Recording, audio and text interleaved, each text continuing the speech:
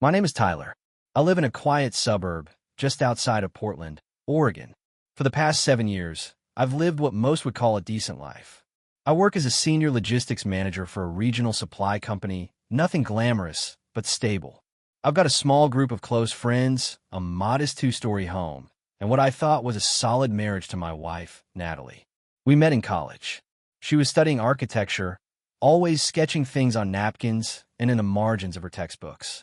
She laughed too loudly at bad movies and made up ridiculous songs while doing the laundry. That's the Natalie I married. But somewhere along the line, that version of her faded. The change didn't happen overnight. It was subtle at first. Less eye contact at dinner. Her phone always upside down. A sudden interest in fitness classes at odd hours. I told myself it was just the natural drift that happens in marriage. Everyone has their phases. Then, one evening I noticed something. It wasn't huge, not something most would catch. She came home from one of her supposed evening runs, but her hair wasn't even damp. No sweat, no flushed cheeks, just freshly applied makeup and a nervous smile.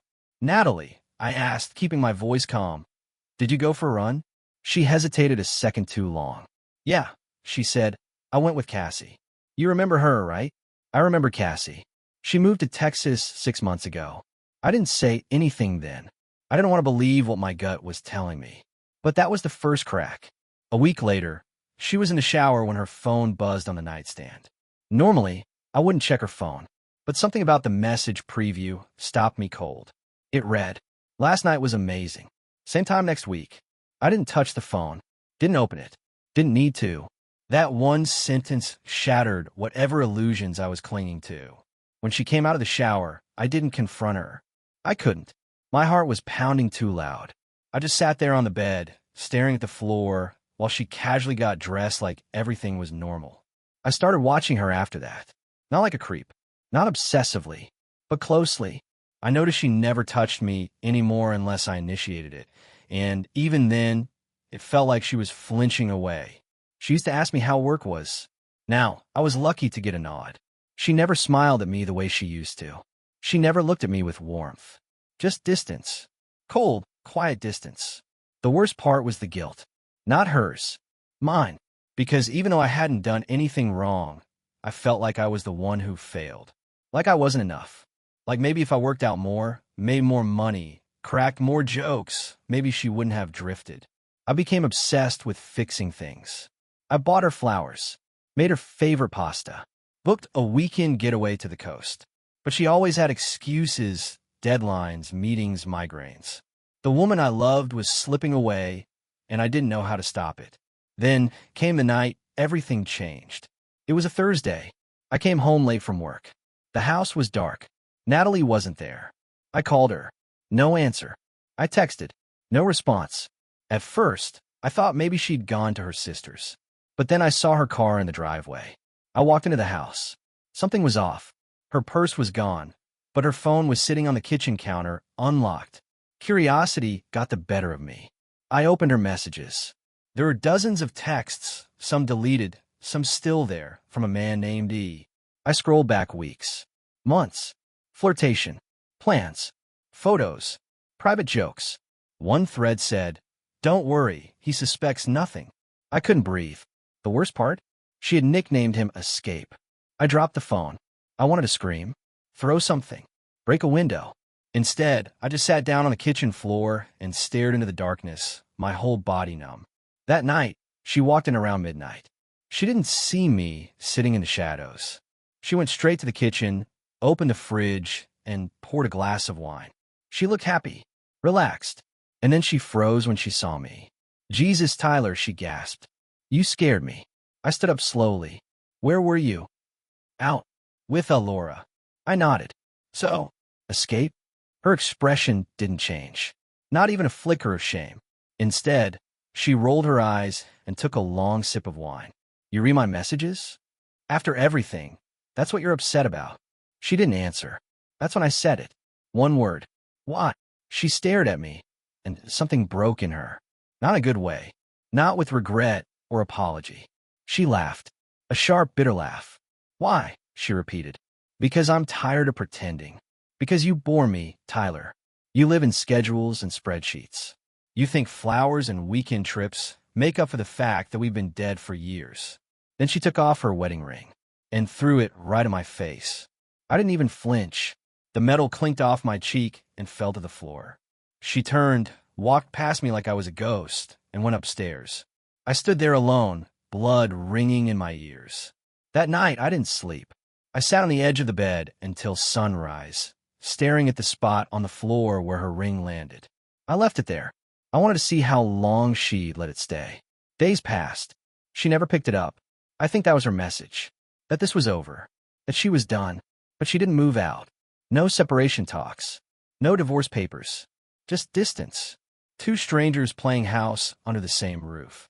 Natalie started sleeping in the guest room. She said it was for space. I gave her space. I gave her silence. But inside, I was screaming. A week after the ring incident, I made a decision. I wasn't going to beg. I wasn't going to cry. And I sure as hell wasn't going to become the pathetic husband waiting for crumbs of attention. Instead, I started digging. I want to know everything about E. I checked the call logs, watched her patterns. One night, I even followed her. She drove to a bar downtown. Sleek, modern, trendy. I parked across the street and waited. 20 minutes later, he showed up. Tall, confident, wearing a leather jacket like some midlife crisis cliche. They didn't kiss, but the way they talked, leaned in, laughed. It said everything. They were familiar. They were comfortable. They were more than just a mistake. I didn't confront her. Not yet. I wanted the full truth. I hired a private investigator. I know, it sounds like overkill. But when your life's been turned inside out and the person you trust the most becomes a stranger, you start looking for anchors. Proof. Something that validates your reality. The investigator, James, was sharp, discreet. Within days, he sent me photos. Restaurant dinners. A hotel check-in. A trip to Seattle. They'd been seeing each other for nearly a year. Natalie had a second life, and I wasn't part of it. When I saw the pictures, I didn't cry. I just stared, and I felt calm, because now I had clarity. Cold, hard truth. And with truth comes choices. One night, Natalie came home late again. I was in the living room, watching a rerun on mute. She looked surprised to see me awake. "You're up." I shrugged, just thinking. She hesitated. About what? I met her eyes. About whether I should keep living with someone who lies to me every day. She didn't answer. Instead, she sat down across from me. And for the first time in weeks, she looked nervous. "Tyler, I think we should talk." I laughed under my breath. "Talk? You mean now? After everything?" She fidgeted with the sleeves of her coat. "I didn't plan for this to happen. It just happened. I didn't mean to hurt you." I nodded slowly. "But you did. Repeatedly. And without hesitation." I felt invisible. Like we were just roommates. "So you found someone else," I said, without ending this first. Silence. That's when I realized she wasn't sorry for cheating. She was sorry she got caught. The days that followed were cold. Robotic. We moved around each other like coworkers who hated their jobs. I stopped cooking dinner. She stopped doing laundry. We lived in separate corners of the house, pretending everything was fine when friends came over, smiling for birthday photos, sitting side by side at family gatherings. But behind closed doors, nothing. Then came the last straw. I came home early from work one Thursday. I wasn't trying to catch her. I'd just forgotten my laptop. I walked into the house and heard music. Soft, jazzy music. Something we never played. I followed the sound to the guest room. And there she was, sitting on the edge of the bed, laughing softly into the phone. "God, I wish I was with you right now," she said. I didn't say anything, just stood there, watching her back. When she finally turned and saw me, her face went pale. I held up my hand. "Save it." She opened her mouth, but I walked out. That was the moment something snapped. Not out of anger, not out of pain, but out of clarity. I made my plan that night. The quiet kind. The kind that doesn't explode, it corrodes. Step 1. Protect myself. I opened a separate bank account, talked to a lawyer, made copies of every document, every asset. I wasn't going to be blindsided.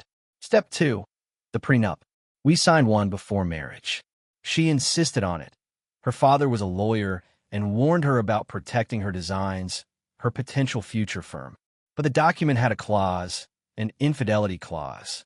If one of us cheated, the other would get full rights to the house and joint assets. She forgot about that clause. I didn't. 3 nights later, I invited her to dinner. Just the two of us. She was surprised, suspicious even, but she came. We sat at a cozy Italian place, the kind we used to love. She wore makeup. She laughed once or twice, like maybe she thought this was a reconciliation attempt. Halfway through the meal, I reached into my coat and placed a small envelope on the table. She stared at it. "What's this?" "Open it." She hesitated, then slid out the paper. She read the first few lines. Her eyes widened. The infidelity clause. The photos. The timestamp logs. I watched her face fall. And then, just like that, defensive Natalie emerged. "You went behind my back." "No," I said. "You went behind mine." I just finally turned around. She stood abruptly. "You planned this? You invited me out just to humiliate me." "No," I said, standing too. "I invited you out to give you a chance to end this with dignity. But you lost it the second you threw our life away." She didn't come home that night. I didn't care. The next morning, I filed the papers. She was served the same day. When she walked into the house that evening, she didn't say anything.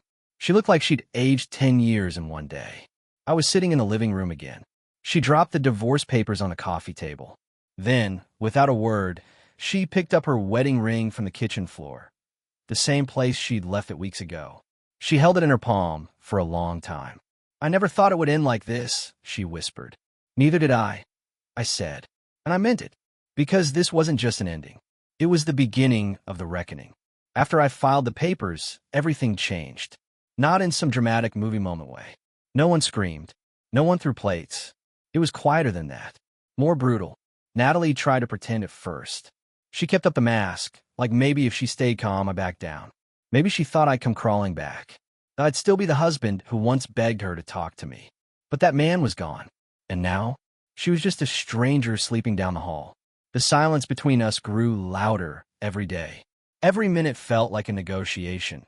Who gets the last coffee pod? Who uses the bathroom first? Who avoids who better? There was no love left. No warmth. Just tension. And a clock ticking down to the inevitable. 3 weeks after filing, my lawyer called. He told me she had hired her own attorney and was now contesting the prenup. "She thinks she can argue emotional neglect," he said over the phone. "That you failed her emotionally, and therefore, the agreement is invalid." I laughed. A bitter, hollow laugh. "She was the one cheating." "I know," he replied. "But she's building a narrative." Of course she was. Suddenly, Natalie became the picture of composure. She went to therapy, started journaling, volunteered at a local shelter. I watched it all unfold like a PR campaign, curated, polished. But underneath, I saw the panic. She knew the prenup would destroy her financially. The house, her share of the savings, even her half of our retirement fund. It would all go to me. Because she signed a clause. Because she thought she'd never need to worry about it. But here we were. One evening, she cornered me in the kitchen. "You really want to drag this out in court?" she asked, arms crossed, voice tight. "No," I said calmly. "But I will." Her eyes narrowed. "You think ruining me will fix what's broken between us?" "Nothing fixes this," I said. "You made sure of that." She looked at me for a long time. And for the first time since the day she threw her ring at me, she looked afraid. Not of me, of the consequences. "I didn't think you'd actually do this," she whispered. "That's your problem, Natalie. You never thought I'd stop chasing you." The legal battle began in full. She tried everything. Character witnesses, emotional testimony, subtle smears. She claimed I was cold, that I ignored her needs, that I spent too much time at work and not enough time noticing her loneliness. But the evidence didn't lie. The photos, the texts, the hotel receipts. My lawyer tore through every claim like tissue paper. And each time she walked into court with her head held high, I saw that mask cracking just a little more. The turning point came during her cross-examination. My lawyer asked her directly, "Ms. Landon, can you confirm this message to Mr. Don't worry, I only have to play wife a little longer?" Natalie froze. Her mouth opened, then closed. I didn't mean it like that. "And yet you said it." The judge shifted uncomfortably. Natalie stared down at the table. It was over. Back at home, she didn't speak for 3 days.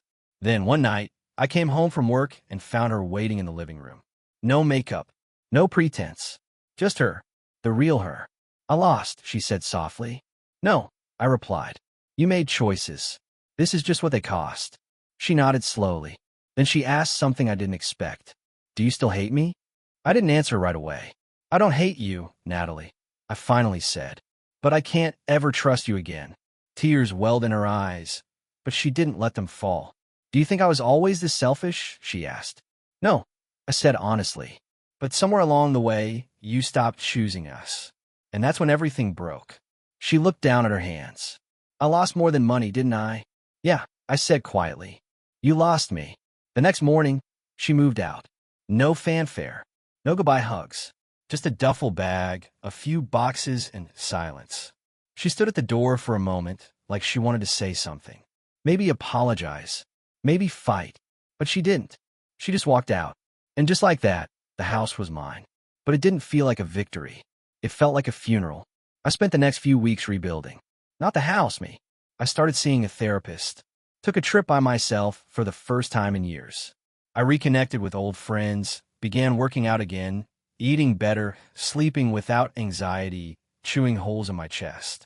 I was slowly becoming someone I respected again. But something still haunted me. Not the betrayal, not the divorce. It was the moment she threw the ring at me. How quickly it all ended. How final it felt. How one word, why, triggered an avalanche. Then one day, months after the dust had settled, I got a letter. It wasn't from a lawyer. It wasn't official. Just a plain envelope. Inside was a handwritten note from Natalie. It said, You asked me why. I couldn't answer then. The truth is, I don't know what broke me. But I know I broke you. And I'm sorry. If you ever forgive me, I hope you never forget your worth again. I didn't cry, but I did keep the letter. Not because I missed her, but because it reminded me who I never want to become again. A year passed. 12 months of silence. No texts. No calls. No accidental run-ins. It was like Natalie had vanished from the face of the earth. At first, it felt like relief. Then it felt like a hole. Not because I wanted her back. That door had been closed, locked, and buried. But because something inside me still needed closure. Something more than a courtroom. More than a legal win. More than a letter scrawled in a moment of guilt. I kept her letter in my desk drawer. I didn't read it often, but I never threw it away. Some part of me needed the reminder. Not of her, but of me. Of what I'd survived. Of how close I came to losing myself for someone who had already left me emotionally long before she physically walked out. Life moved on. I moved on. I got promoted. Bought a new car. Took up hiking. Spent real time with people who cared about me. I met someone new too, eventually. Not in a whirlwind, not in some wild rebound. It was slower, warmer, honest. Her name was June. She knew about Natalie. I never tried to hide the past. We talked openly, and for the first time in years, I didn't feel like I had to walk on eggshells around someone. With June, I could breathe. She didn't try to fix me. She just listened. Sometimes that's all you need. Then one rainy Thursday afternoon, I got a message I never expected. It was from Natalie's sister, Hannah. We hadn't spoken since the divorce. She'd always been civil to me, more neutral than supportive, but I assumed she'd cut ties like the rest of Natalie's circle. Her message was short. Hey, Tyler, I don't know if you heard, but Natalie's been in the hospital. It's not serious, but she asked about you. I stared at the message for a long time. Then I called her. Hannah explained that Natalie had been dealing with anxiety and exhaustion. She'd been pushing herself too hard with work, barely sleeping. She'd collapsed at her job during a design presentation. Nothing fatal, nothing life-threatening, but still serious enough. She was recovering now, stable, and she'd asked for me, not her current boyfriend, who, apparently, left her a few months back. Not her friends. Me. I told Hannah I'd think about it. June supported whatever decision I made. 2 days later, I walked into the hospital. Room 412. Quiet floor. The kind that smells like bleach and sadness. Natalie was lying in bed, staring at the window. She looked small. Not broken, just smaller than I remembered. No makeup. Hair tied back. just a hospital gown and a few fading bruises from the IVs. When she saw me, she didn't smile. She just nodded. "I didn't think you'd come," she said softly. "I almost didn't. I wouldn't have blamed you." I sat down in the chair beside her bed, the same way she once sat next to me after my appendix surgery years ago. Funny how things come full circle. We didn't talk much at first, just small things. Work, life, her health. Then she looked at me and said, "I don't deserve you being here." "I know." She nodded again. Then tears welled in her eyes. She wiped them away fast, like she was embarrassed. "You know what the worst part is?" she whispered.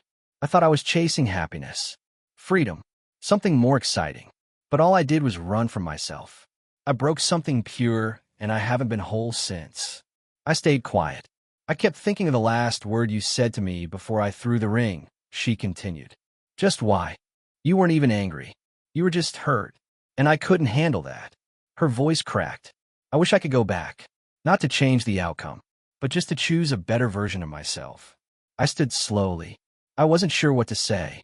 Then I said something that surprised even me. "I forgive you." She blinked. "I'm not saying what you did was okay. It wasn't," I continued. "But I don't want to carry the weight of it anymore.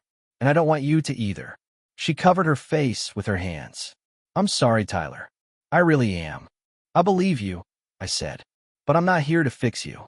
I'm here to let go." Then I walked out of the room. And this time, I didn't look back.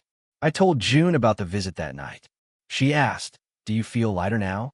I thought about it. And for the first time in a long time, I did. Not because Natalie had changed, but because I had. Weeks turned into months. Natalie recovered and eventually reached out again. Not romantically, just as someone rebuilding from rock bottom. We messaged once or twice. Polite, short, honest. She never asked for a second chance. And I never offered one. Because we both knew something real. Some people are meant to be lessons, not lifelines. And Natalie? She was my hardest lesson, but also my clearest. Life didn't become perfect after I forgave Natalie. It didn't suddenly fall into place with sunsets and laughter and soft music in the background. But it became real. And for the first time in years, that was enough. I learned that healing isn't loud. It's not some bold decision you make once and then you're fixed. It's slow, awkward, messy. Some mornings, I still woke up with a pit in my stomach, like I was bracing for a fight that never came. Sometimes I caught myself listening for footsteps in the hallway, out of habit, not hope. And every once in a while, I'd walk by a mirror and barely recognize the man I'd become. Quieter, more thoughtful, older not in years, but in miles. But I wasn't bitter. Not anymore. I had changed. June and I moved in together about a year after Natalie's letter. It wasn't rushed. Nothing between us ever was. She was the kind of person who didn't push when I needed space, but didn't retreat when I was angry or tired either. She just stayed, present, calm, unafraid of my broken parts. One night, we were sitting on the back porch. The air was cool, the sky overcast. She leaned her head on my shoulder and asked, "Do you think you'll ever stop looking over your shoulder?" I didn't answer right away. Then I said no, but I'll stop expecting to see the past behind me. And that was true. I wasn't running from Natalie anymore. I just wasn't carrying her with me either. Then came a phone call that reopened the past. It was a voicemail, actually, from Natalie. Her voice was shaky. "Hey, I know it's been a while. I wouldn't call unless it was important. I need to talk to you about something. Not about us. About the house. Can you call me back?" My stomach dropped. The house? She'd given up her claim after the prenup. It was legally mine. I hadn't heard a word about it in over a year. I hesitated, told June everything. She looked at me and simply said, "Do what you need to do." So I called. Natalie sounded nervous. She got straight to the point. "I was approached by someone," she said. "An old client. He wants to buy the house." "The house is not yours to sell," I said bluntly. "I know," she said quickly. "He's not trying to go around you. He thought I still had ownership." I told him no, but then he mentioned your name. Said he knew you. Said you'd worked together. My chest tightened. "Who?" She gave me a name I hadn't heard in years. Ethan Chase. Her escape. Apparently, Ethan had reinvented himself after she left him. New job, new fiancé, new city. But now he was back in Oregon and looking to make a statement. buying our house. That would be it. I laughed, a short, bitter sound. Why would he want my house? Because he's petty, she said, and he thinks it would bother you. She paused. I didn't give him anything, I swear, but I thought you should know. There was silence between us for a beat. Then she added, "This isn't about us anymore, Tyler. I just didn't want someone like that to mess with your peace." I didn't respond to Ethan. I didn't return his messages, his offer, his attempt at connection. I didn't need to, because I had already won. Not in court, in life. Natalie saw it too, in her voice, in the way she talked about the past. No longer defensive, just regretful. "I know I lost something that can't be replaced," she said near the end of the call. And I think I needed to. There wasn't much more to say. I thanked her for the heads up, and hung up. That night, I walked through every room of the house. The bedroom, the kitchen, the hallway where she threw her ring, the living room where I once sat in the dark waiting for answers that would never come. And then I walked outside and stood in the yard, barefoot in the cold grass, breathing. I had rebuilt every part of my life on the ashes of who I used to be, and somehow it felt like home again. A few weeks later, I proposed to June. Nothing fancy, just the two of us. A quiet spot overlooking the river. No photographer, no crowd, just me, down on one knee, offering something I hadn't offered anyone since the day I said I could do the first time. Hope, not a guarantee, not a perfect promise, just a vow to try, and to be honest always. She said yes, and when I slid the ring on her finger, she cried. So did I. The wedding wasn't grand. It wasn't about showing the world how much we loved each other. It was about showing each other how far we'd come. We married in the fall, a small ceremony. Friends, family, no frills, no drama, just love, pure, earned, quiet. June wore a soft ivory dress that moved with the wind like it had a soul of its own. I wore a navy suit and a peace I had never felt before. Not in my 20s. Not even when I first said, "I do" to Natalie. Because now I knew the cost of love, and I knew its worth. Natalie didn't attend, of course, but she sent a card. No message inside, just a simple line printed on the front. "May this chapter be the one you always deserved." I didn't know if she meant it, but I appreciated the silence more than the noise she used to bring. Closure doesn't always come with an apology. Sometimes it comes with the quiet acceptance that some stories end, and they're not meant to be rewritten. After the wedding, June and I bought a new place. Smaller, warmer. We sold the old house, the one with the cracks in the drywall, the memories in the floors, the weight in the walls. Not to Ethan. Never to him. We sold it to a young couple expecting their first child. They walked through the space with wide eyes and wonder. The same wonder I used to have, before I forgot what love was supposed to feel like. I didn't tell them about the past. That house deserved a clean slate, just like I did. One evening, months into our marriage, June and I were cleaning out the last few boxes. I found the envelope again. Natalie's letter. Faded now, the ink slightly smudged. I stood there staring at it. Then I walked outside to the fire pit, lit a match, and dropped the letter in. It burned fast, quiet, no ceremony, no regret, just release. June watched me through the window. She didn't ask. She didn't need to. She just smiled and went back to folding the last box of blankets. They say scars fade with time. They don't. They become part of you, but they stop hurting. Eventually, Natalie's voice doesn't echo in my head anymore. Her laugh doesn't haunt the hallways. Her betrayal, once a mountain, is now a stone at the bottom of a clear river. Still there, still real, but no longer defining the current. Sometimes I think about that night. The wine, the lies, the one word I asked her. Why? And now, I have the answer. Because some people aren't meant to walk the whole road with you. They're meant to show you where not to turn. They're meant to teach you what survival looks like. Natalie didn't break me. She revealed me. And in the wreckage, I built something better. The final time I saw her was by accident, at a bookstore downtown. I was there with June. She was alone.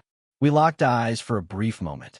No words, just a nod, not of forgiveness, of understanding. Then she turned and walked out, disappearing into the crowd like she was never mine. And I turned back to June, who was reading the back of a novel, completely unaware of the ghost that had just passed me by. Because that's all Natalie was now, a ghost. And I? I was finally alive.